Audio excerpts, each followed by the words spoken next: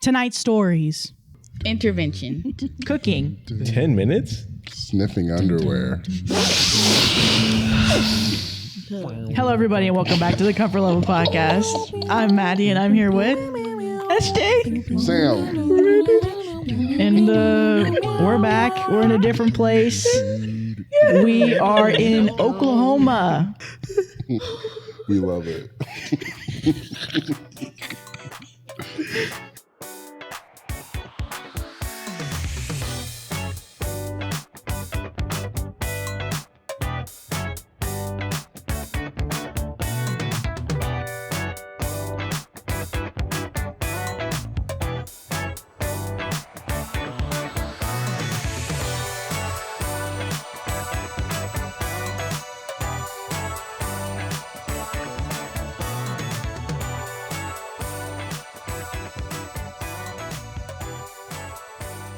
What are we doing here, guys? Reading. Okay, all right. What are you reading? Yeah. New location unlocked. Yeah. And in a cabin. New shirts unlocked, too. That's weird. Oh, hey. You can get them at How this Comfort get on Level us? Shop. No, you gotta Link in the description. Well, you can actually buy these? Yep. Oh, I didn't know that. The you public? can specifically buy his. Well, you told me these were exclusive that nobody else would have. It's the white and gray ones that we have that are Can't specific. get these. But they kid. You guys can buy these if you like them. Oh, they're I probably love my them. new favorite shirt. Yeah, this is. I love it. You probably have to make your They're own though. comfortable. You can't get these ones. The one off your body. I mean, I could try and send I'll that, charge but more. Hey, if you want If this you want the one off his specifically, back. I'll sell this to you. Just DM me. I'll sell it to you. he's like, I'll let you know. Worn. No longer an extra large. Yeah. It's a large now. It won't be an extra large. It'll be a large. Or medium.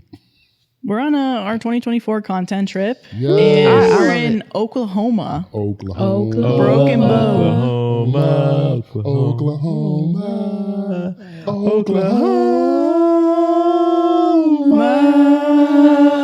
Yeah. We didn't even practice that. It sounded so good. Yeah. Why does this feel weird? This feels weird, no? Maybe just because we haven't been recording in so long. It but has been a long time. I forgot what you guys look like. It's good to see you guys. You my cousin. I would never forget what you looked like. That's true. I do have a picture of Brandon at my house. Well, this is my best friend, so I'm not going to forget what she looks like. Never. Oh, Wait, no, what's the picture? huh? Oh, Let's go. Let's move on. it's a picture of you in your underwear, like this first story. Oh, Maddie, No, why do you stay have ready. that though? And that's fine. Let's keep going. You may be asleep in it. Okay, so this first story is from r/am I overreacting. First story, I'm like, oh, We're going to tell you the truth now, so let's see. all right. Am I overreacting? Caught my wife's stepdad sniffing her underwear on the baby monitor. There's no overreacting. There's no overreacting to Actually, that. see, maybe he has a valid reason, Wait, but I can't okay, think of sorry. His wife's it. Stepdad stepdad? Yeah, was sniffing her underwear. her underwear. Not his underwear. Unless they share underwear, which that could be fun. I hear a lot of couples do that. Not a stepdaddy.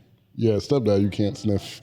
Stepdads can't do anything towards because it always will look bad if you're a stepdad. You got to be above board and everything. Yeah. Oh, that's actually sick. Ugh. Unless he was like doing laundry and he's like, I was trying to No, make sure no, it's dirty there is or not. under no circumstance that any sane person unfolds a pair of underwear, turns that bitch inside out, and takes a whiff. No How do you way. know it's turned inside out? You added stuff. Wait, Sadia, yeah, how did you? Why were you so You know a lot about this story. Were you the dad that stepped up? You're the stepdad. Caught my wife's stepdad sniffing her underwear on the baby monitor. Am I overreacting? We're currently living out of state, and my wife flew home to surprise her mom. She took our 10-month-old son with her. She called me and told me to look at the baby monitor that automatically turns on when it senses movement. I looked at the video she was talking about, and you can see her stepdad, who her mom married when she was 10, in her room. My wife is staying with her grandparents, her mom's parents. Pick up a pair of pants with the underwear in them. She takes both of them off at the same time so the underwear stays inside the pants. Holds them up to his nose, takes 3 big sniffs that you can actually hear on the monitor, and sets them down. Oh my God. This was an hour ago. I'm close to buying a plane ticket, flying there, and beating his ass. What should I do? She's telling her mom right now. And then there's an edit. You saw it on the baby monitor? Yeah, the wife told him, hey, check the baby monitor. So maybe the wife saw it It first. was like a remote, like a far away baby monitor? I don't think so. It was in the room. So caught it. He was like, I'm taking a flight. I'm like, where is he? Where's the baby He mentioned that they're living out of state. And his wife flew home to surprise her mom. Okay. So she had the baby, so she brought the baby monitor. Gotcha. I think he should take the plane ticket and beat his ass. Personally, I think that's what I probably would do. I don't think he's overreacting at all. That's the yeah, creepiest thing in the That's world. creepy and weird. Knowing Yeah, that he your knew her stepdad. since she was 10. How long has he been doing that? That's Put him under the predatory prison. behavior. Yeah. Predatory behavior. It's not good. It's not good behavior. I wish sometimes I had a sound effect for like, ba-da-da-da-da-da. Like, okay, thanks, Sam. You know, like, it's like, Thanks for your input. Trying to be helpful. because No, it's we need, like, superhero it's music. good, but it's like, Thanks, Captain Push it up a Obvious. little Add more things. we can elevate that a little bit, Sam. Well, like full disclosure, just so everyone knows for these episodes, there is another gag order. So I'm being very conscious of the words I'm saying because Maddie, in her infinite wisdom, placed another gag order. Maddie on should these just shut at Sit least down. hopefully just for this episode, there's a gag order because we took so long setting up. We got here yesterday. It wasn't ready. We have like literally 6 cameras. Hopefully you see the second main one. And we're just trying to do a lot of stuff. And we had a time to start at 12 and we started at 12:15 and we're shooting for 2 hours and 15 minutes. We're trying to give you a long episode that's as full as possible. Well, wait, hold on. Are you telling me that there's a possibility that the gag order might be lifted? Lifted as soon as next episode. It's just we were late setting up, So hopefully we have time to do it. Okay. But But that's like the next episode you're on, so like not till tomorrow. Well, that's fine. I can live with that. As long as the gag order will be lifted at some Yes. point. It was such a weight. it's just today. It's just right now in this moment, hopefully, because everything else is set up, so we should be able to start on time. That's so true. Okay, perfect. Yeah. So. I can work. We can work with that. Yeah. So again, anyway, Sam tries to do this stuff where he throws me under the bus, It's my favorite. and I have to thing take 2 do. minutes to explain It's it. my favorite thing to do. You don't know. How Oh my God. People are gonna be like, "Stop with the gag order. will. We love the gabbing." Last I'm like, time they "I'm were sorry, saying- but it's gonna happen this They episode." were like, release it, release SJ and Sam. It was pretty from funny prison. though. It was funny. I liked it. It's funny when Sam throws you under the bus too, because like now that I'm editing some of the episodes, there was the last episode I was editing with Josh. Sam brought up the fact that we were behind and we were on another break, and it was like 2 minutes, and you were like, "Okay, so here's my brain," and Sam's like, yeah, but we're behind again," and I was just like, "This is." But these are going to be funniest. pretty soon after. Yeah. These are coming. You guys will start seeing these probably like 2 weeks after we have come back from Oklahoma. Oh, wow. So you guys, it's not going to be like we film in October and you see it in, what was it, January? Yeah. It was 2 long. years later. Colorado was 2 years after it started posting. Colorado was in 2023, but you guys saw it earlier this year. So you guys think it was early this year, but it was not. So anything else about the story before we get to the edit? No, I think it's thoroughly creepy. Yeah, there's no getting out. You can't even play devil's advocate, Sam. But I don't know if I would beat his ass. Why not? I would embarrass him in front of everybody. I would like wait to a family gathering. And That's like, not enough. Post they it were on like- Facebook. I don't know if I do that. That's you ruthless. Diabolical. That's definitely It's not hitting the man, Honestly, but it's hitting the Yeah. man. was him sniffing underwear not diabolical? It was pretty definitely crazy. Diabolical. An eye for an eye. That only seems He said, fair. "Give me your underwear. Yeah. Give it to me. That smells good. Nice and good." It stinks. Nice. But that's the thing about sniffing underwear. You want it to smell. That's the creepy part of it. You don't want it to smell clean. I wish there was ways that you Wait. could out creep a creep, but you really, for You the most part, can't out can't. creep a creep. Yeah. Because you And that just have to sucks. have like that mental headspace. Like, Because what can you do? You just like embarrass them. You just shed light on what they're doing. Yeah, that's what they That's don't really want. the only thing you Yeah. can Yeah, do. he's doing it in the creep, so What's you like let done everyone in the know. dark. So Let yeah, his wife definitely, yeah. It's gonna come to let the the light. wife know. Show the video to put it on Yeah. Facebook. Tag his work. Well, that's why I would crazy? do it at a family gathering and like they're showing like a slideshow of like family pictures, photos. and then the video comes up. There's like With context, Yeah. this is Jim Bob in his stepdaughter's room, who he's known since he was 10 years old. Dude. Let's watch what happens. let's see what happens. And you're The like, that will be talked about for generations. No. In that Okay, so edit. My wife has convinced me not to beat his ass because of the legal troubles that could come. Unfortunately, they're on the other side of the country and we don't have money to buy a plane ticket at the moment for me to be there. My mother-in-law is deciding what she needs to do, but is leaning towards leaving him. We have made it clear that we will love her no matter what, but we will not be near her husband ever again, especially with our children.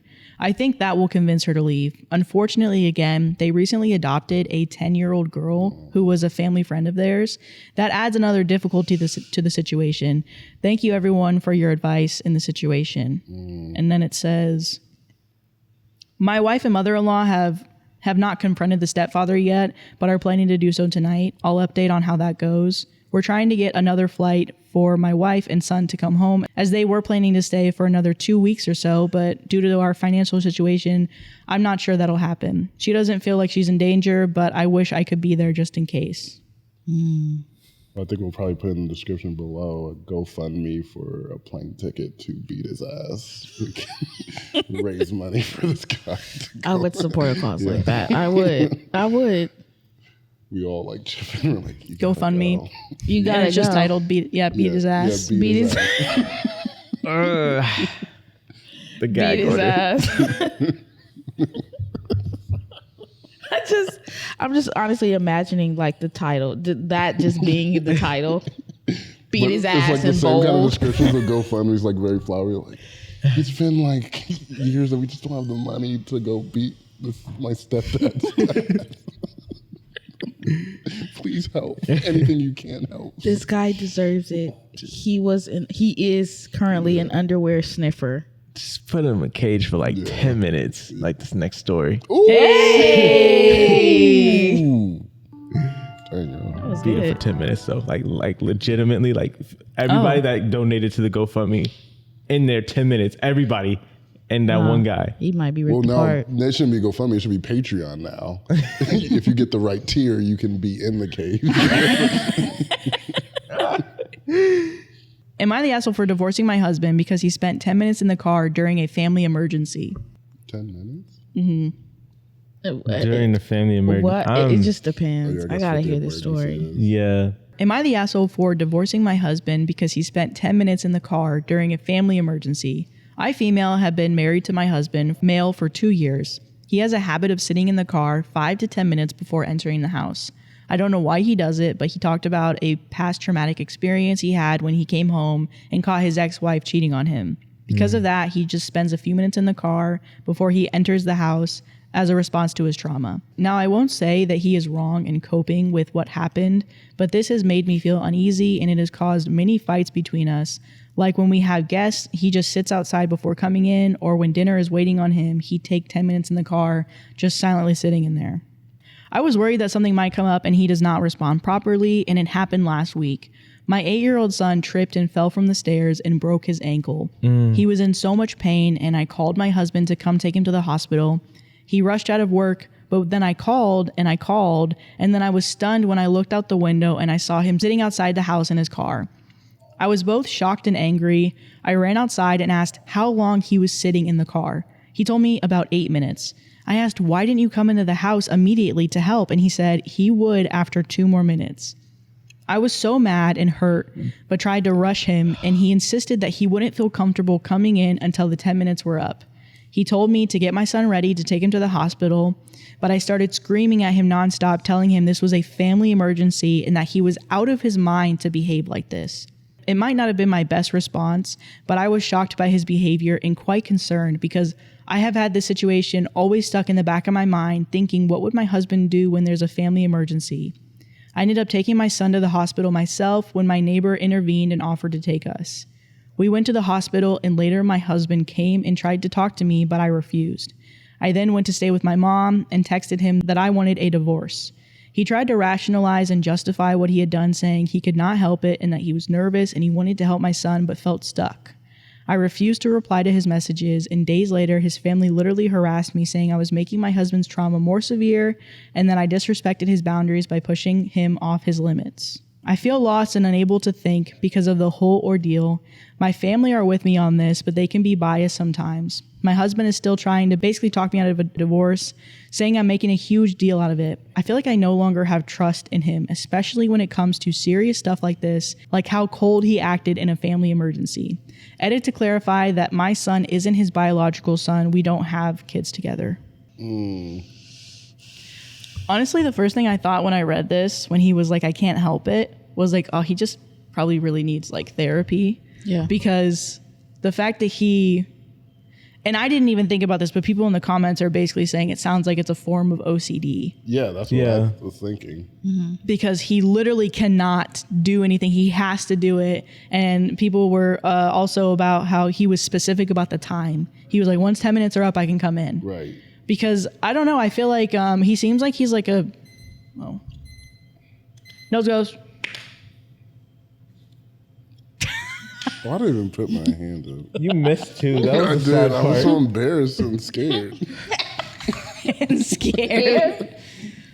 Okay, so I think what I was gonna say was he seems like he's really like apologetic about it, and he's trying to work through it. And it doesn't. I mean, I understand why she's like freaking out, and how even if he does need to work on stuff himself, how this could be seriously a deal breaker for her, where she was like, I can't trust and rely on you in a situation like this, which is going to be hard for now me to move on from. But yeah, I feel bad for both of them, I guess, because of what happened to her and her son, and how she felt like the person that was supposed to be there to help her couldn't do it, and in her mind wouldn't do it, wouldn't put past what was going on in his head.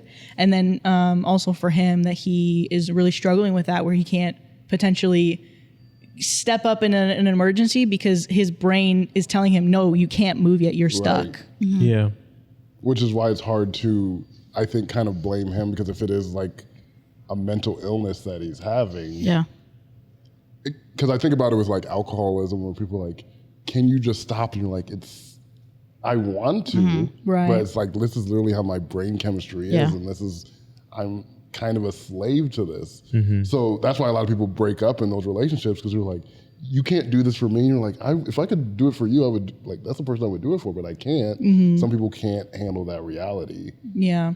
I think for me, might be the lightest, because the situation was serious. He did break his ankle, but I think 2 minutes would have been fine. I get the emotion that she was feeling at the time is why I get her being in the moment, but I'm like, maybe just try to figure out how to help him. I think her, let's take the emergency out of it.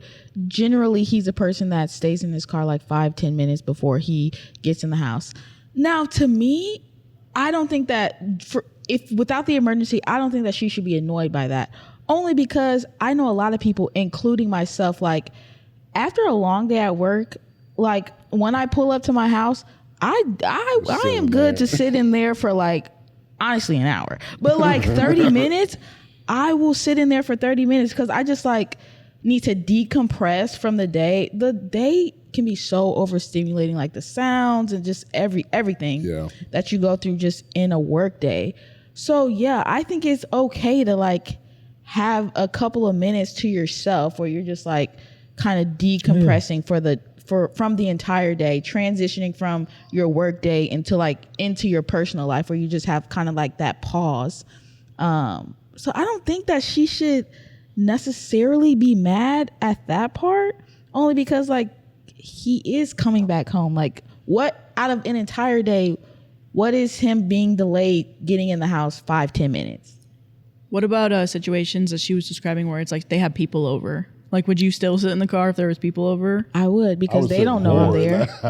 I would definitely be. Like, especially if it's after work. Especially if it's after work. I'm like a person that's I'm not a super social person. So for me, if someone, let's say I live in an apartment. So when I get home, it's not necessarily a big thing like, oh, she's home. You know, where a guest would be able to see she's home, but she's like not coming inside. Yeah. But if you're in a situation where, you know, I have guests at my apartment, and I pull up, and I'm good. I will sit in there because they don't know I'm there. Like when they don't know, so I would just come in whenever I've like decompressed, had my little time. Hey, SJ, we kind of saw you come in a little bit ago. What took you so long? I was wrong? on the phone with Anything my wrong? boss. I was talking to my boss on the phone with my boss. Okay. That was too quick. That was good. Yeah, that was They'll too never quick. know. Like, they never know. Well, we got lied to in that quickness. I don't know if I can trust that shit anymore. The way that It was such a quick lie. I was like, oh no. and I believed it. I was like, wait. Was that's she? I was like, totally maybe normal. that's why I think she was took talking so to her long. boss. Yeah. I mean, as a kid, I think a lot of us remember like, you know, you're home for the summer and your mom pulls up and you're like, oh, why is my mom just sitting in the car for like however long? Hours. For me, like that was something that I distinctly remember my mom doing. And now that I'm older, oh my God, I get it. I get it. I have a tendency to sit too, especially my house has a hill as a driveway. So like, it's just a whole, okay, I had a really long or tough day at work and then I'll just sit there, no music. Sometimes I don't even get on TikTok. I literally have to reset like completely just so I can like, but yeah, I agree with you, SJ. I don't believe that she should be upset by that. I was really questioning though the 10-minute mark. That is a thing that didn't make sense, but seeing what the comments were talking about, I was like, okay. I mean, that's not necessarily a lifestyle I'm used to. So I was like, hey, that could be something very valid. I think it was also the added pressure of it not being not his child. Yeah. I think that's also what kind of fueling it to be a lot bigger than what it was. If it was his biological child, he would have did it. Yeah. I'm almost wondering if that's something that is underlying, but it's just not, she's not saying it because it was in the edit like, oh, by the way, that's not his actual child. Yeah, that is kind of.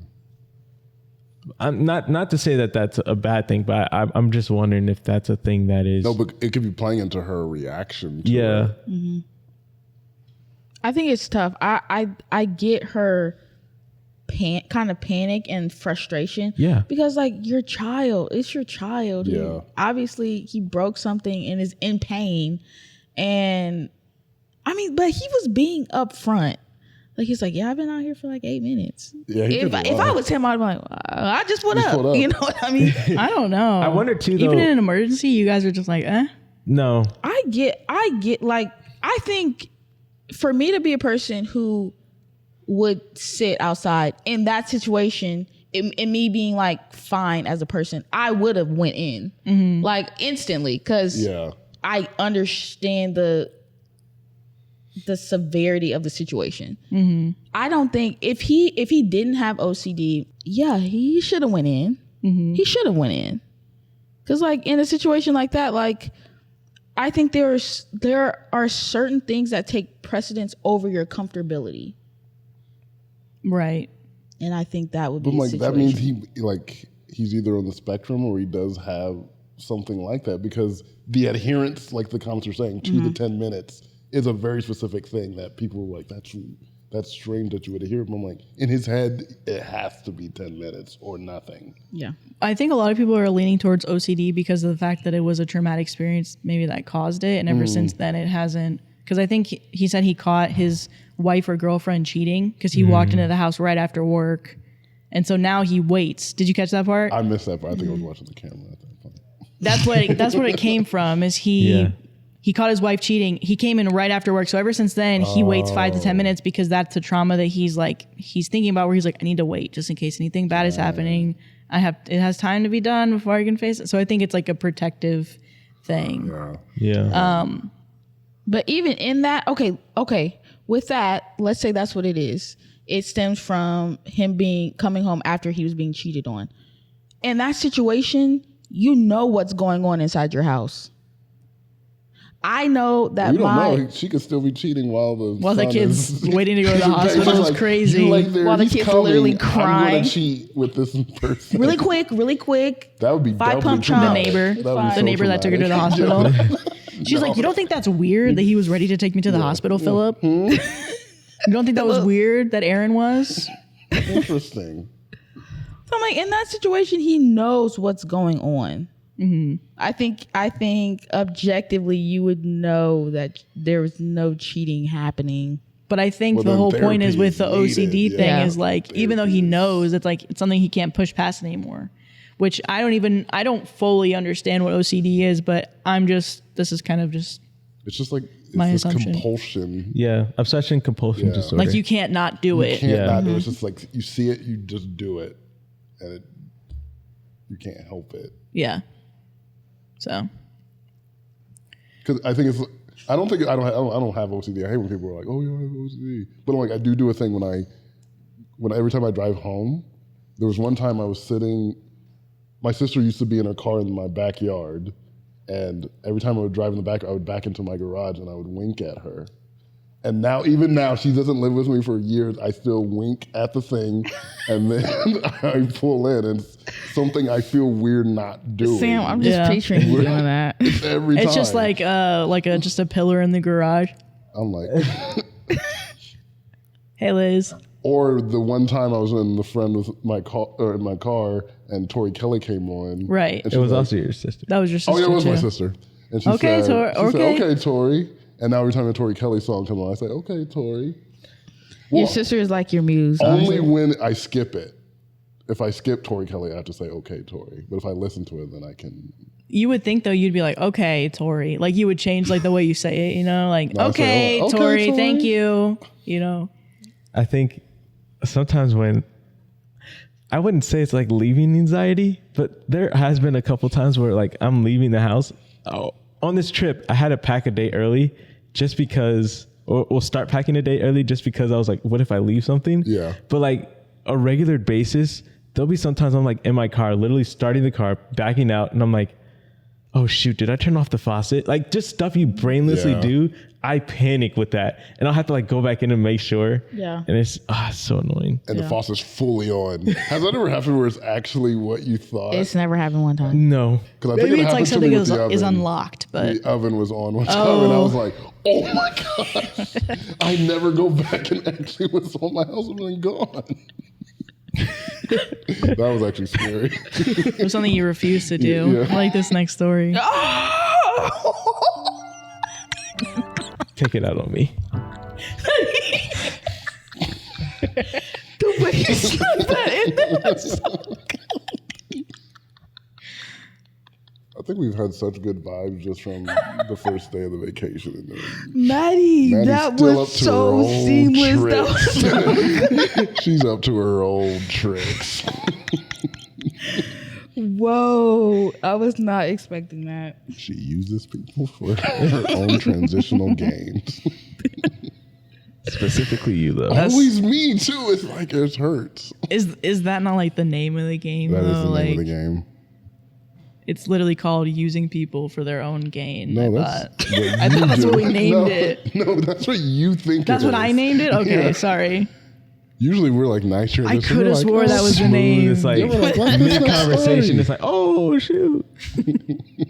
Maddie took control of that conversation. Maddie's like, because we're just like running with the football and we slightly transition. Maddie grabs a football, pushes you to the ground, and jumps off your body. Play is over. Like this next story. And then does the dance, the touchdown celebration.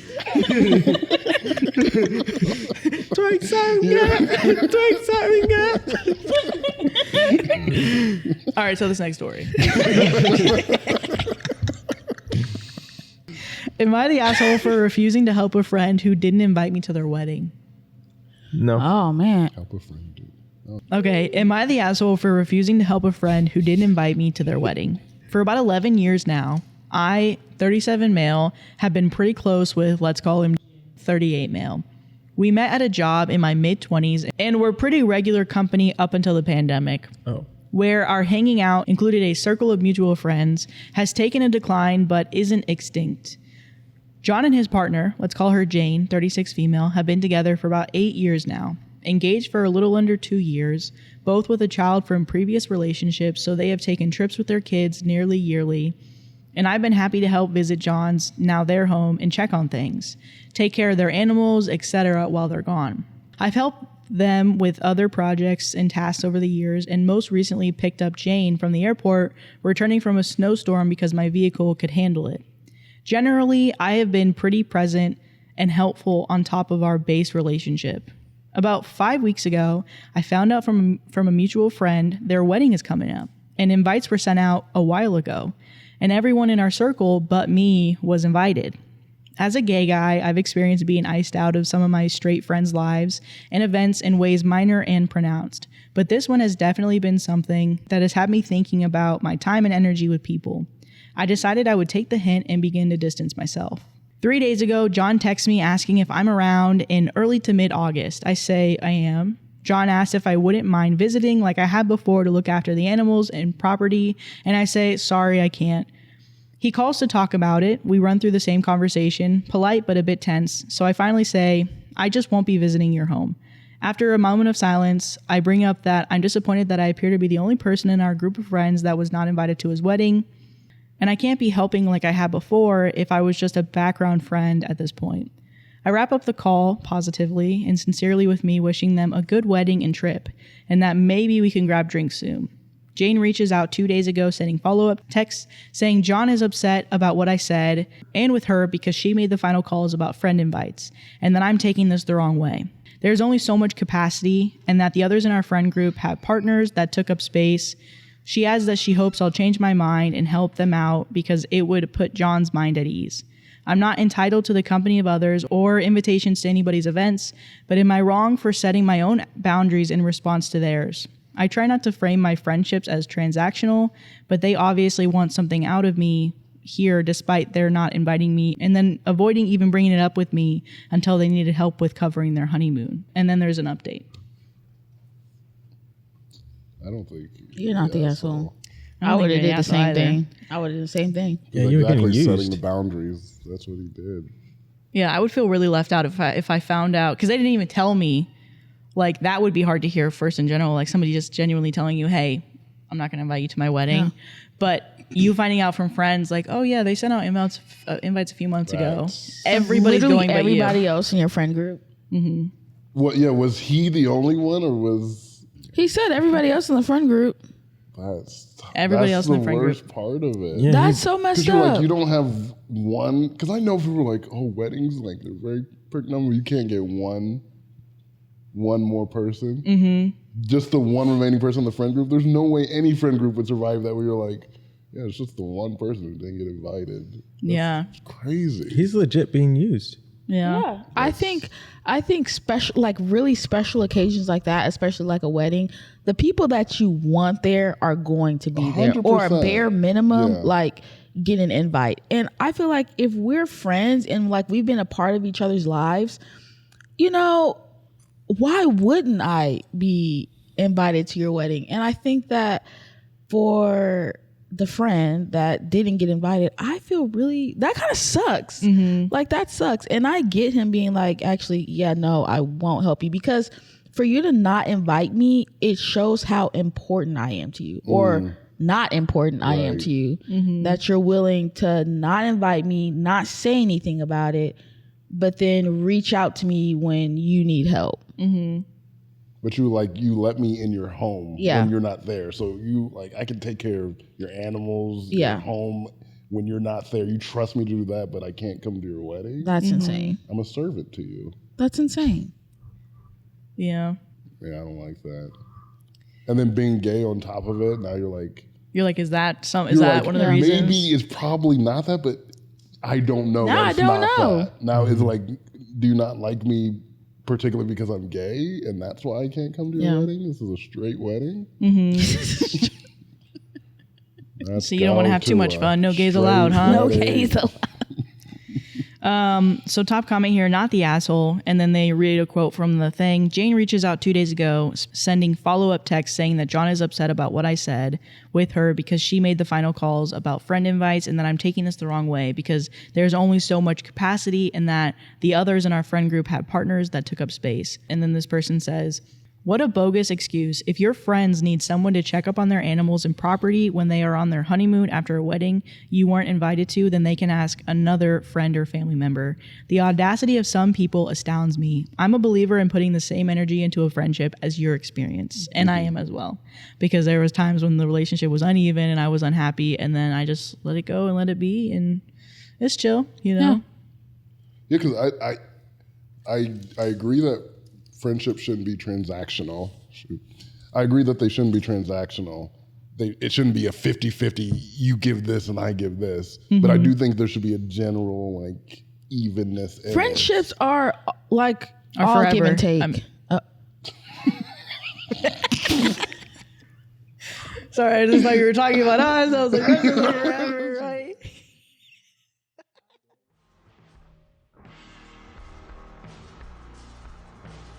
Forever, right? Our The only way friendship getting out is is forever, if you Maddie. die. You only die.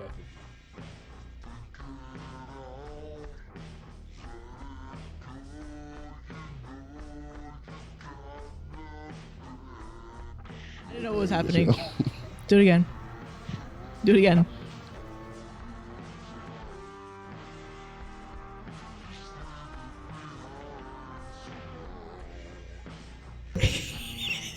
Our The only way friendship getting out is is forever, if you Maddie.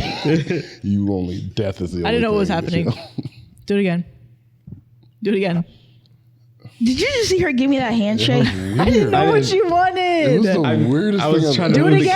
camera, and I was like, I look up and I just see your face like, Yeah, whoever edits this needs to zoom in on what Yeah. the first thing was, because that was crazy. What the hell was that? Sometimes I don't know what to do with social Maddie, interaction. you know what to do. She does know. You know what to do. Okay, What You was chose it? the 2 out wrong of 3. answer. 2 out is of it that 3. bad? It was so weird. 2 out of 3. What was the first one? It was a. It was strange, and I'm like, wait, are you forever friends or what? Because that seemed like First of all, your, it wasn't even like Wait. that. She did the softest Yeah. freaking. I'm like your business colleague. What the fuck is I was trying that? to. I thought you were gonna lead it, so I was friendship like, is transactional. Yeah, And she want to talk That about. is transactional She want to talk about friendship. friendship is forever. We're gonna end this shit right now. No, that friendship was transactional. That's not a, I'm just gonna cut my hand off, so we don't have to have this weird, Maddie, will that they, better- won't they handshake. that or better not other happen ever again. It's That's gonna be white color handshake the or black entire handshake. week. The entire week is going from that handshake for me. No, we gotta practice for the rest of the week. That better not ever happen ever again. Okay, now I know. You won't give me a handshake. I don't want to touch your hand. my hand is dirty. It breathes white executive.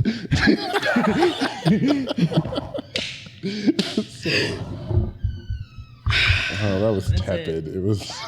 No, It was too soft, man. Sadia's hands keep getting sweatier because she's been so upset at me. Her hands keep I'm getting sick. sweatier. I'm literally sick about it. Up in arms. Up in arms. Nice. Very That good. was- very good. I had to clutch my pearls for that. I don't know what I was thinking, I don't either. and I apologize for everybody that saw that. Brandon, if you're editing this, he's for sure gonna zoom out on it. If I'm editing I'll this, I think replay I it. hope I'll cut it Do it in slow out, but I motion, might like, have to like leave it replay. in because it's probably really funny. Run it back. And look at my face when I see it. I feel like sometimes there's times when it's like there's people, especially like you guys, are like, Maddie's cool, but then they're like, oh, she is. There's the She's constant the dorky, reminder the that dorky she's of the- white. Yeah. Where it's to the point where it's like I make one mistake and I fall 6 steps back, and I'm like, I've been working hard. I don't remember the last time I did that with somebody. Usually, whenever somebody dabs me up, I do it well, and I don't immediately go for a handshake. So I'm like, But the fact that you do mistake stick was your tongue seen. It- Oh, I do. You know, do stick your tongue out every time, and I noticed it when you dab. I'll be like, it's like you're concentrating on it. no, Maddie, I'm so. she's refusing her hand. That's crazy. She said we no. Severed that maybe need a hand. restart in like a couple of hours because Oh wow. I'm honestly It's like when you're still trying baffled. to like put your password in on your phone, you like keep messing it up. It's like try in 5 minutes. Try in 5 minutes. See, like Come back in 5 try later minutes. today. Your phone's like, come We'll on. try later today. You got water on the fingerprints with that one. Anyway, I say that to say you just saw one of the worst mistakes I've made in years. That was detrimental. Just gonna move on. All right. So the update is for Am I the Asshole for refusing to help a friend who didn't invite me to their wedding? Right. Let's get back on Right. track. You know. Update. Yesterday afternoon, a few days after John made the initiating contact that led to this altercation, he reached out by text telling me the following. I want to take you up on that drink tomorrow if possible, and I want to apologize for my royal fuck-ups in person. I agreed to meet. After we kick it off with a round of shots, John's first line was that he failed me as a friend in this situation. With non-family invites, Jane apparently seemed very preoccupied with the philosophy of couples over singles at the wedding. And he had previously voiced that he felt it was exclusionary and silly, but I guess Jane prioritized couples on the first round of friendship invites and told John that it will be easier to fit in others after receiving RSVPs.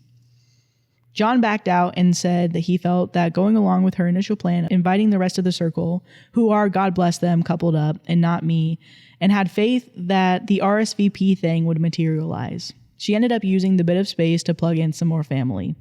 John admitted he basically folded and felt ashamed enough that he could not find a way to tell me. He knew reaching out to me about that favor was a risk, but took it anyways because he wanted someone he could trust, and my response was a materialization of everything he feared would happen, and in his words, deservedly so. He told me a wedding should be a gathering of your family and company who have been a part of your lives and who you want to be a part of your lives, and I fit that bill for him by any measure. He's trying to accurately paraphrase and said that I've done more than most of the people on the guest list for him and his family over their relationship, including helping him making memories with trip coverages and helping build their back deck with him to share meals and host events over the last 6 years. He got visibly upset when he said, with the shot and the drinks we were sipping on kicking in, that he can't believe Jane even considered holding my single/dating status against me after I got her home safely during a snowstorm earlier this year. Crazy weird. And that he did not more adamantly confront the bullshit reasoning the instant she voiced in. He's even more pissed for Jane reaching out to me in that manner she did after my original phone call. John acknowledged that it would come off as hollow at this point, but after a few exchanges with Jane, said there would be no more nonsense and I would at least get a proper invite and a +1 if I wanted. And they would make it work if it was even desired by me at this point. He said he's not going to try to do panic damage control, but will be up front with our circle. One has already dropped the wedding, and I guess another couple has said something else by his reporting. Like he was with me for his faults, because he and Jane deserve the blowback and he needs to earn his trust back, if it's at all possible. He also made it Jane's problem to find a friend who can come out 9 days in a row to care for the home and the pets. With a smirk, he said she's having a hard time securing it, and it may be likely that we have to hire help. I told John I really appreciate his owning up to this, and it would be good to see the friend I had shine through here. I told him that I've always appreciated him and Jane's friendship, so it hurt when I was excluded and it wasn't even addressed. I felt that close enough anyways, and I obviously don't mean to complicate his wedding.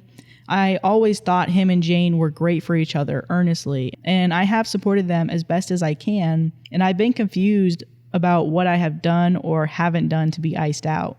I have also admitted it's hard to trust Jane again if she has been weighing the validity of my presence based on my relationship status, and added with some humor, it's not like I haven't been trying and you guys haven't met some of my previous long-term partners. He said he doesn't get it either, and she has at least one good friend who is single that she may have burned a bridge with as well over the wedding philosophy she had. I said that friendship is going to be changed and informed by this, and at least very different for a while. I know that you and Jane had a disagreement leading to this, but that I hope that the wedding goes on to be a good celebration. I informed him it feels best to take a pass on the invitation, but he said if there was a change of mind up to the last minute to just let him know, which was kind, and he wasn't desperate or pushy. John said the fault is his for not stepping up on my behalf and that he is sorry. While he feels I wouldn't expect otherwise, and I agree, he is a very lucky man to have her in his life and thinks their marriage is a positive development for them. He even told her that this whole situation will have him questioning and second-guessing her judgment on social matters with his friends for the foreseeable future.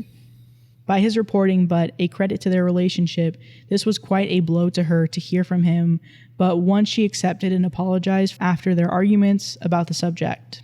Before we parted ways in the parking lot, we gave each other a bro hug, and John's voice broke a bit when he said he's sorry one last time, and I think mine did too when I forgave him. It was legitimately surprising and therapeutic to have John be so frank and accountable, but not unlike the friend I've known for most of my adult life. It was bittersweet, being all those things considered, a makeup, but also a breakup of sorts to what was previously an unquestioned and assumed strong trust and camaraderie. Maybe we can get there again. It seems possible, and it would be nice. I'm sitting here after a few weeks of big feelings stewing on different shades of big boy feelings now. Thanks for processing with me, Reddit. And then a lot of people have good things on this range of the spectrum to share with me, and I've done my best to respond to people without getting too consumed and doing other things that need to be done. I was happy for John to talk with me. Maybe commenters are right that they see me as something else than I thought we were as friends. I think they're implying maybe that he liked John or something. Because he was willing to do so much stuff for him. I don't know. And maybe I've got some work to do to assert myself and that I have been a doormat to this point. Or maybe it was just that he's a walked over friend. Yeah. I know that I've got some soul searching to do about me as a person and how I see myself with John and Jane, and maybe my friendships as well. This relationship felt a lot closer and authentic in a different time, but it's hard to paint a fuller picture of that after a situation like this. Things change. As tempting as it was to accept the invitation and to be there for John, I think I trust my instincts to let this be. And if John meant what he said, and if Jane comes around, they'll make the effort to follow up. I will be putting some distance for a while, and time will tell. I'm glad we got the chance to talk, because if it is the end, I feel good about giving him a chance to own it. And as I've gotten older, I appreciate the hard work of taking on uncomfortable stuff. I made some plans for the weekend with a couple of other friends, which I look forward to. I find repeated updates on the initial post a bit messy and tacky, so if anyone wants my thoughts on particular, just click my profile and look at comments and responses. Thanks for your words and insight, Reddit. So that's that. So they kind of made up. Yeah. I'm glad he apologized to him. Mm-hmm. Yeah. I think that's why I'm like on his continued kind of holding on to it, finding that a little weird. And it might play into like maybe this is what his relationships are. He frequently feels used for doing a lot of things, and that's more about that. Mm-hmm. But I'm like, that apology is like what a lot of people want in situations, for someone to fully apologize that much, take ownership and do all that stuff, and you're like, well, thank you. Which he did seem to accept it. He's like, I'm still probably gonna hold on to this. I'm like, to me, it was like a weird social situation. The wife made a weird choice to do that. She apologized. Well, maybe not to him, but she apologized to the husband. And then he was like, yeah, this was just a bad call. I'm like, let's move on from that. Mm-hmm. Because I know I've done things and friends have done things to me, and you might say sorry, but you don't like fully go into all the reasons why. I'm like, that's an A+ an apology, and you're still going to hold on to this? I agree. Deeply? Sam, I do agree with you, but I think at the same time, stuff still stings. Mm-hmm. Like, if in that situation specifically, that for me that does, like, it. Obviously, I get how he feels. Like, it was messed up situation, especially like with how close he thought their relationship was, and even the guy, what's his name, John? Yeah, John. He said, like, you've done more for me than most of my family. So if I was him, I would appreciate the apology. I think anybody would appreciate that apology. But at the same time, I feel like, it doesn't change. Damn, that shit stings. Like, it stings. And even if I think you can be in a place where I accept your apology. I just gotta like kind of get back, like kind of back into it again, because like shit like that it kind of hurts, and you kind of step back and reflect on everything that happens, and you're just kind of like, damn. Yeah.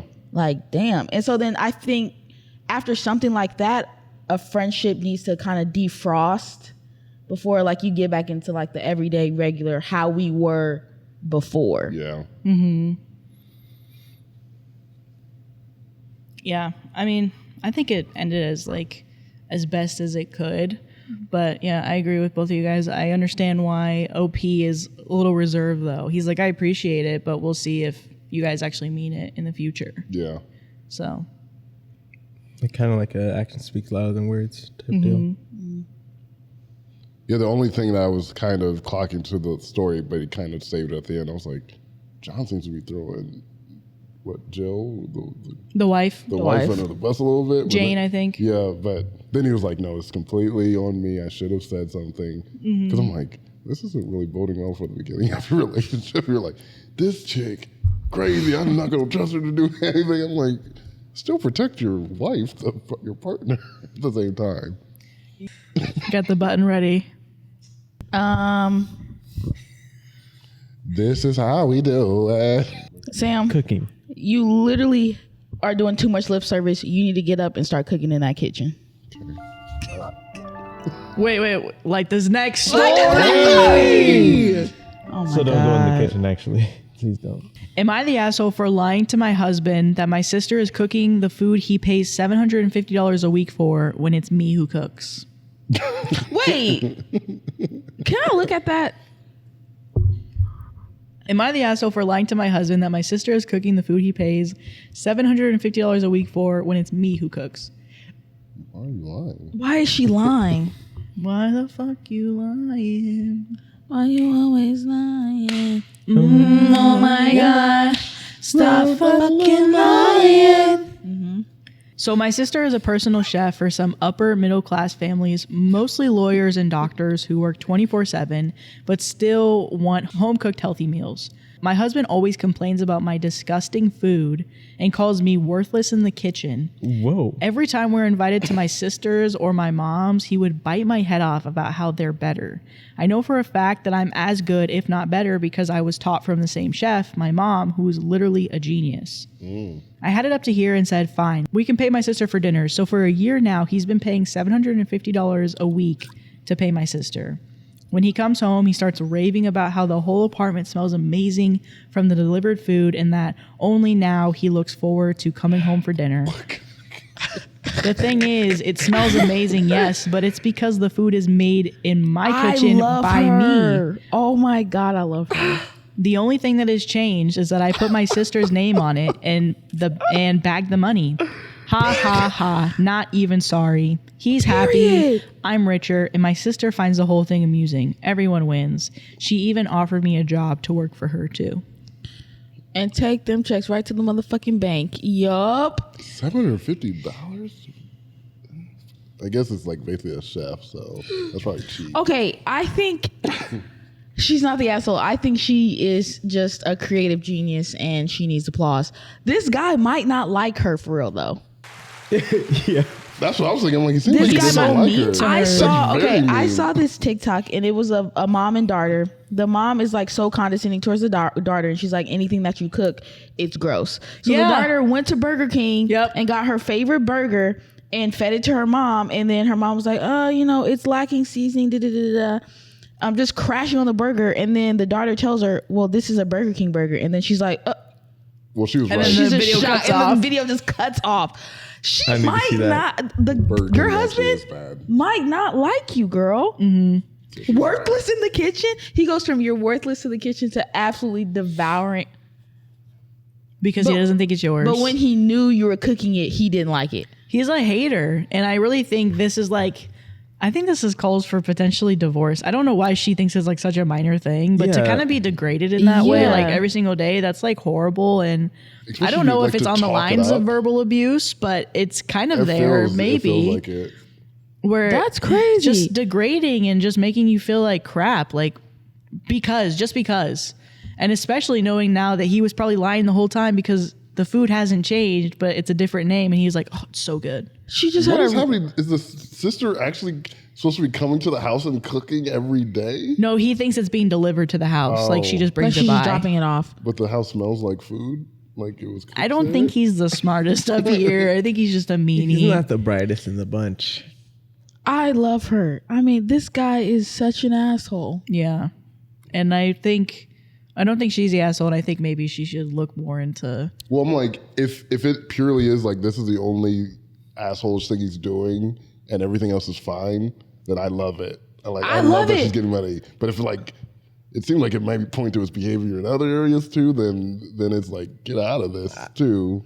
and use that money to leave. I don't see it being like that being the only behavior, though. It doesn't seem like it'd be to me, but it could be, and that's why she's just fine with this aspect of it. Like he's just really a snob about food. $750 a week. I mean, hey. And how does he know she's a bad cook? You were talking about how money talks earlier, Sam. It does talk. I know. Trust me, it talks. Oh, you do some change for a piece of change? Yeah. I almost said it. I almost said something and then I'm like, immediately he said yes. Yeah. it's a saying for a reason. I don't know why I was shocked by that, but I was. I would definitely. You know what? I think we should get everybody else together for an intervention like this next story. Very good. Everyone. Oh, nobody's here. Okay. Nobody's here. So maybe we can talk about it. I'll be sleeping. Okay. All right. So this last story is my boyfriend falsely staged a drug intervention for me. I'm not addicted to drugs. What do I do? Why does he think you're addicted? He's okay. Then you're just weird. You just act weird.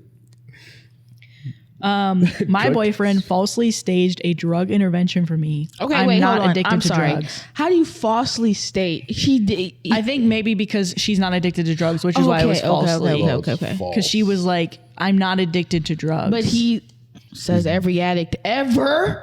Yeah. You think we believe just, your like, proves story, it. addicts? Oh no, were you in you're like, I was in the room and I think what he was saying was true. There's some validity to it. Let's see. If this is a story written from an addict, they're like, I'm not addicted. They're like, I can stop whenever I that's want. why we have an intervention. It's not a false intervention. You actually I do a bump here, bump there. every day. I'm fine. Just Here, to wake bump, myself there, up. bump everywhere. You're like, bump, actually, bump. the only reason why I stopped is because I couldn't afford it anymore. Lost my friends, my family, my job because of it, but I'm not addicted. This might be written from the perspective of a drug addict who doesn't think they're Let's actually look for warning addicted. signs. So let's see. Let's Let's see. see what Let's it see talks If they about. actually are doing it, yep, they're guilty. My boyfriend falsely staged a drug intervention for me. I'm not addicted to drugs. What do I do?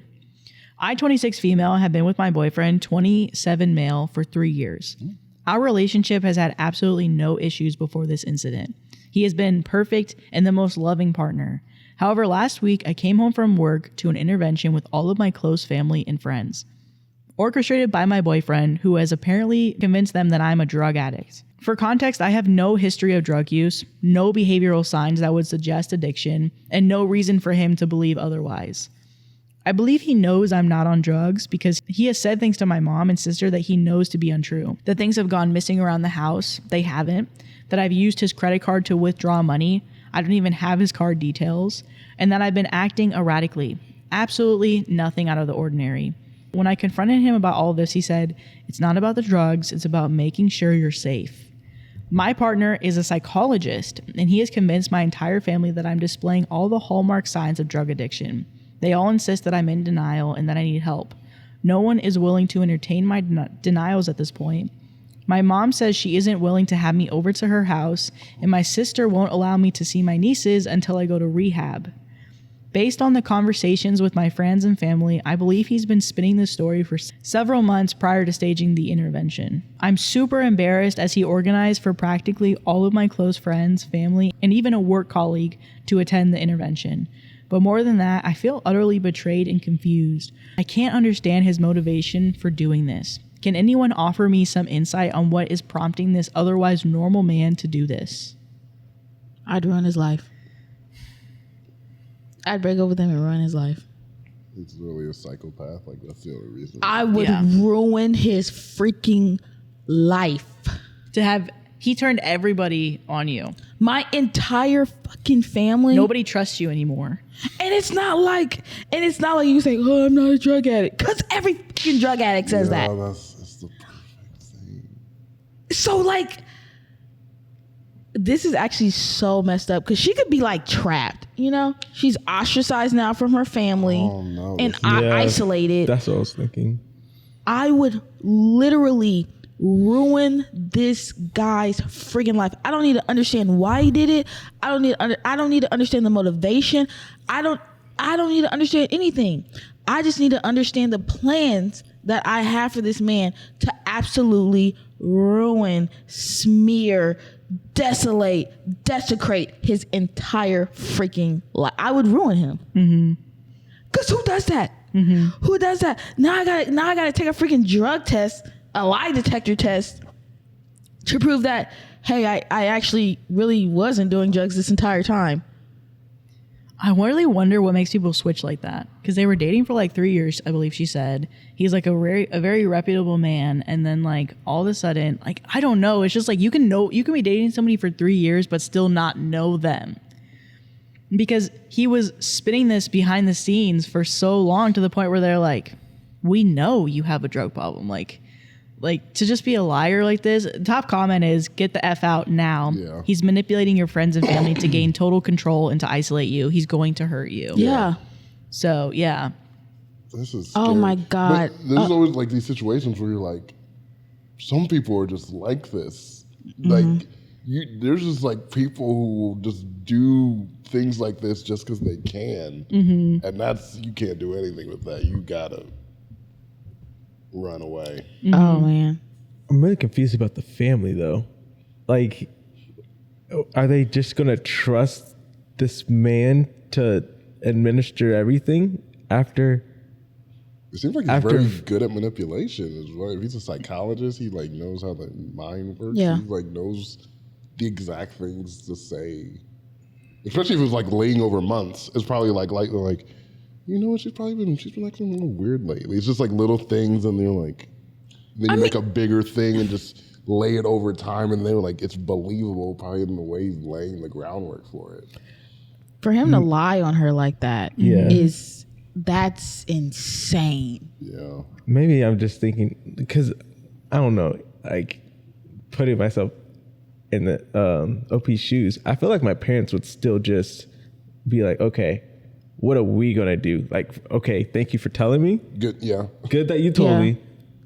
But us as a family, we have to work this out. Yeah, Maddie, you keep telling me that Brandon's doing drugs. Okay, Maddie. I thought we were going to talk about this. No, I don't even want to make a joke about this, because this is so serious. Like, somebody said also, like, as somebody who went through this, they isolate you and then the abuse starts. This post made my blood run cold. Yeah. Somebody else said, yep, I was in an abusive relationship as well. We were friends for 7 years, and a flip seemed to just happen. I lost all of my friends who knew me before him because they wouldn't go against him. That is so scary. Yeah. So I hope she gets out. This was posted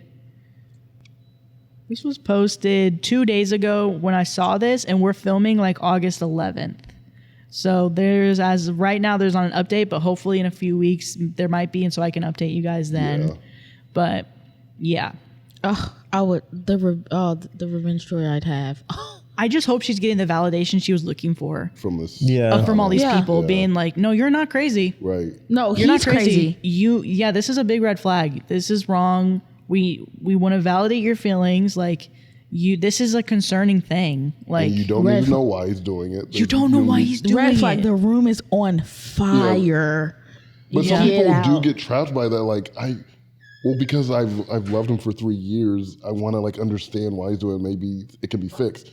There's some things you're like, no, this is enough that Some things you just it cannot doesn't come back matter from. what the reason is. Yeah, that's the thing that makes me sad, because there is a reality show that I was watching where kind of something not this similar happened, but they were together for so long, they were super good, and then basically this girl gets screwed over, and she like cannot believe that her boyfriend like basically cheated on her.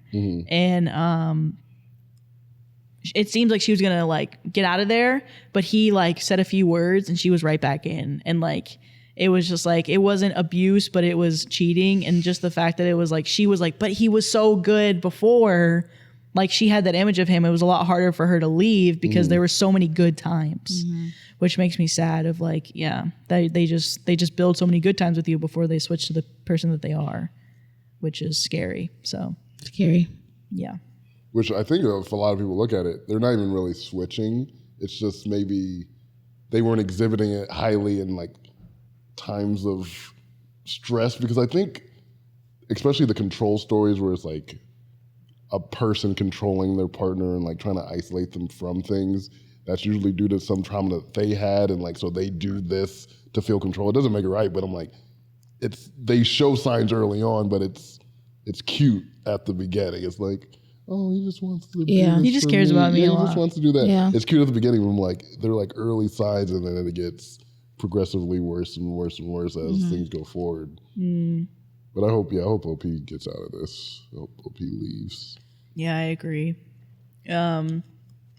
So we hit our mark. It's 2:15. Good for us. Did you guys still want to talk a little bit about the trip so far, or Yeah. just to maybe end on a less serious note? A semi tipped over. What to expect? Oh, sorry. Oh my God, she got right into it. Go Do ahead. we call other people in? Or no. Maybe we'll wait. I think we'll do another one too. Or did you just want to spill the beans on everything now? I thought there was just some big things that you guys wanted to talk about, like semi flipped. She could I want to barely talk about this tipped over semi that made us turn back around and added an extra hour to our trip when we only had 45 minutes left. Let's talk about that. Oh, we have something to add too. Then if you talk about that, so go ahead. Sick and and talk about twisted. that. We and Sam, we were vibing. I was driving, and we're on our last 45 minutes. We're cruising, having a good time, turning on the jams, right? We come to a standstill, unfortunately, and we're like, actually, what's going on? People in front of us have their hazards on, and then me and Sam, like, I'm low-key panicking. I asked Sam what to do. He's like, oh, just go straight. It'll be fine. We promptly stopped again, and then we saw other people making U-turns. We eventually made the U-turn and found out that there was a semi on that road that had tipped over. So we had to go back the way we came and then like around. These roads were so narrow, so janky. A one-way bridge. I didn't even know those things existed. Never heard of a one-way bridge until now. Me neither. We lost the light. Did we lose the light? Yeah, I just went Right on. behind you. Go ahead. We only have 5 minutes left. So It was terrifying. It was actually really terrifying. I was And also there was clenching no the cell steering phone wheel. towers, so the cell signal was going in and out, and the mapping was going like in and out. offline, online. Try going this way, and then it would go offline again, and we're like, It would try to take us back the way we just came. Yeah. well, actually, you guys can keep talking, but I wonder if the light actually affected a lot. So we'll see if I can turn it back on. yeah, because we were basically going back to the old school. I'm like zooming out, I'm like plotting highways. Where I'm like, exactly I think are if we? we go up to 68 Oh, and then go no. around, because mine wasn't good. She saw a signal. Shout out Verizon, I guess. Shout out Verizon, But ultra wideband. T-Mobile was like, I don't know. I don't know where I didn't you even know are. this was a state. I'm like, okay, T-Mobile. You just knew that a second ago. Yeah, because you were here a minute ago. And then, so I'm like, yeah, I think if we go up here, go to 71 and then take it right here. And then it was finally starting to match it. Literally the whole time, like, Sam, are you sure? Because the whole time Sam, her are phone you was telling me, sure? it's like, do a U-turn and go the way I told you. And we were like, we can't. It's like, we go up a little more. It's like, do a U-turn and go back. We're like, we can't Google. And at some point, we were in Oklahoma, and then we had gotten toward Arkansas, and I'm like, Sam, are you sure? I'm like, we gotta go into Arkansas to get back to we're where not even going. in Oklahoma anymore. So we left to Oklahoma, go into Arkansas, go around, and then come back. And then come back to Oklahoma. We were like, this is wild. And I'm like, I couldn't have had a map. I could have never operated a map. Yeah. And It's funny you say you were stopped because we were also stopped, but for different reasons. well, I think we should start back because while that's all happening, we actually shout out Maddie's phone. It got enough service for us to call you guys. Which lucky that you called me because I'm like, Right before, too. we called you. I called you on my phone. It went straight to Maddie's went straight to voicemail. SJ called. It didn't go. And then mine went off. And then I think right when you called, it must have popped back on because I was like, I didn't have signal that whole time before you guys called me. And we're like, so they were 45 minutes away. We were like an hour away. No, we were like an hour and some change away. They were, yeah, no, you're right. Yeah. But they left before us, so we're like, what?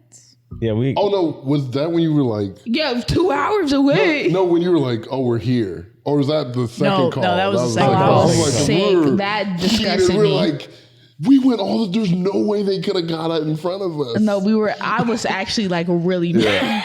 She almost turned the car around. We went back to Nebraska because it's just like, this is crazy. No, because I'm like, dude, I was so pissed that all the time got added back onto the trip. And then when you said you were there, I'm like, what the I was like, route oh, did the they road must have take? opened up and they went the right way. I was like, no way. Yeah, so we actually got stopped like in this like in the middle of the road because that's when we got the call, and she's like, we're trying to like figure out like how to remap to where we need to go.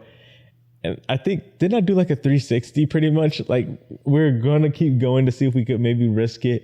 And she's like, no, turn around. So I turned back around and like, maybe we can make it. And I was like, Well, what happened was Sam was basically saying it's the road that we were on, which I think was like 259. He was like, turn around. That's where the semi is. And I didn't know how close the semi was because he said they were like, when they saw it, they were like, if you could guess, they were probably like an hour and like 15 minutes away. And I was like, we're an hour. No, we were 45 minutes away. Oh, well, then we were like, we're 55 minutes away. Yeah, it's going to come up soon. Yeah. And he was like, we'll take like route like Interstate like 63 or something. Yeah. And I was like, okay, well then turn around, Brandon, so we can go to Interstate 63. And then Steph is looking, because Steph's with us too. He's like, but Interstate 63 is the other way, which is the way we were originally going. And so what we realized was we were just about to hit the interstate that they had gone further past and had to turn around to go on. Yeah. And so we just needed to take a different turn. So we kind of turned around for a second, but. yeah. And then we hit these roads and the speed limit is 65. Curving. They were crazy. Hills. It's like the road's like this thin and it's curving hills and it's going like, I'm like, there's no one's going That's what I 65 told in Sam. here. I was like, I don't know how they're doing it, because we saw people that were there was a truck that speed was past like- us, and I'm like, how are y'all actually They're doing going this? crazy. Right. That was horrifying. Terrible. And then, so we're going through this winding road and we're about to hit these train tracks and just cross through and keep going. And so as we do that, like Brandon's like Brandon was driving and he was like about to go through the train tracks, but then he like saw at the last second that there's can you turn that on? We'll just go with the mains. Okay. He was about to cross, and then you just hear, and we're like, oh, no way. A train that was slow. And so, we're like, okay, we have to wait. We Did they have things could that go down? No. Oh, okay. We could have hesitated and gone, but especially after going through after, we definitely shouldn't have, because we stumbled a little bit. So we might have actually I was got like, hit that would for have real. killed the suspension. Like, it was like, So we stopped. We waited, and then, Steph realized, I think this thing's slowing down. And so we're probably like watching it like drive through for like 5 minutes or whatever, and we're just like pissed because I think at this point I hadn't called yet, but we're like, oh my god, because of course me and Sam and us slept at the same time, Sam and Sadia, and so I'm trying to beat them to the house. I literally had to turn around to go get my swimsuit in the beginning, and then now they're already super. I know. I already knew that, but I was defeated and I was pissed. And I was like super mad at this train. I was like, they didn't get the train, but I was like, you guys got the truck. But we did. And then it slowed down. I saw the train. It was like alongside. We like when we went to go to the tracks, it wasn't there. But I saw the train. Because I was like, when you took the picture, I'm like, that's the same train I saw. It could have been us. Yeah. So could have been this. So it was slowed down, and we thought it was going to pass, and there was probably like 10 cars left, and then it stops on the tracks that we had to cross. And so we're like, no way. And so that's when I call Sam, and I make a joke, because I'm like, I had to get a little joke out, because I was in pain, and I'm sorry about that. And I said, if you saw us in the car, our mouths were like, I was like, hey, we're here. And they're like, what do you mean? Like, even the joy, they're like, what do you mean you're there? And then you just hear in the city in the back go, oh my God. Like, you can hear it in the back. And she was like, if they're serious, I'm just going to turn around and go home. Or she said something like that, where she was like, and I was like, I know how you feel, because I'm about to reveal something to you right now. And I was like, no, just kidding. We got stopped by a train. And so we're just sitting here. And But also, that's how bad my signal was, because you were like, I'm going to send you a picture of the train. I'm watching, it's 256 kilobytes, because I remember it because I was looking at it for a very long time. It was like, oh, really? Like, I can't wait to see this train. He's like, I can't wait to see And then you this. sent the screenshot for the Airbnb. It didn't come until we were like driving up here, because I'm like, we're not going to know the code because my phone can literally not get the signal. And I tried to send it to Sadia because she's talking about, big Verizon game. I was like, okay, well then send it to Sadia. Well, that's what we ended up you did because you're the one who got the code. Yeah, you. Because it was sent as a text. It was sent as a text. Yeah, so. because you sent the room. Yeah. Yeah. Well, because I was mad. I'm like, why did she send it as a picture? Because I cannot do the screenshot. Just give me the number. This reminds me of the 90s. But I was like literally watching. I've never seen on my phone a picture load. I'm like, this is crazy. But yeah, so, and the funny thing too is when we went on our last trip in Colorado, we were kind of in the middle of the nowhere on a mountain. And I promised the guys, I was like, listen, the next time we do this, we're not going to be in the middle of nowhere. Tell me why. We're in the middle of nowhere. We're like 20 minutes away from civilization, but it took us 2 hours in the middle of nowhere to get here. Yeah. And so I'm like apologizing to everybody. I'm like, I didn't know. I thought we were going to be near civilization the whole time, but no, we went. Specifically trying to prevent, Yeah, and it didn't happen. And here we are. It was funny though, because like, I wanted to be so angry when the train happened, and I was I was so angry. Maddie was angry. Steph was kind of defeated, and I was like, you know what? Hey, this train came. Who knows what this train is protecting us from? I was like, it could have been worse. We could have been behind an hour-long train. Luckily, it was 20 minutes, and then there was other cars that were like going like down the side road, and Steph was like, oh, maybe we can go down the side road because it looks like it loops around. But I was like, he's not. He just didn't seem confident about it. So I was like, we'll just wait it out. And I heard another train coming. I was like, oh, that's what's happening. There's only one switch rail. So that train's going to pass and then this train's going to go. I'm like, no, you better fire it out. You better speed to get past this train so I can get by. I don't care if y'all in danger, man. Mm-hmm.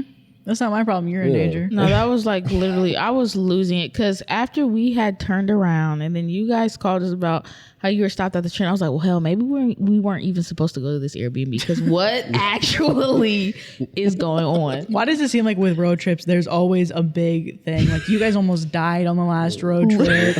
I dang near had a panic attack. Yeah. And then the last road trip we went on, but not like for like work, Brandon like almost got in a car. Brandon got in a car accident. That was so bad. Like the interstate had closed. Oh my God. Anyway, so we're here. This is day one technically. I mean, we were here yesterday, but I guess day one of like filming. Yeah. But yeah, so we're kind of trying to watch Love Island. I've seen all of it already. I'm trying to catch these people all up. 1 and 2. Sadia was a little taken aback by Serena and Janae. Maybe smitten. A little bit Leah. So was Sam, but it's funny. Sadia's a little remark. So she's Serena like, "Oh, and Leah for me." hey, Serena's here. Leah's actually Hannah's. Like, wait, what happened so far? Not the smirk. Taylor talking to the new dumb.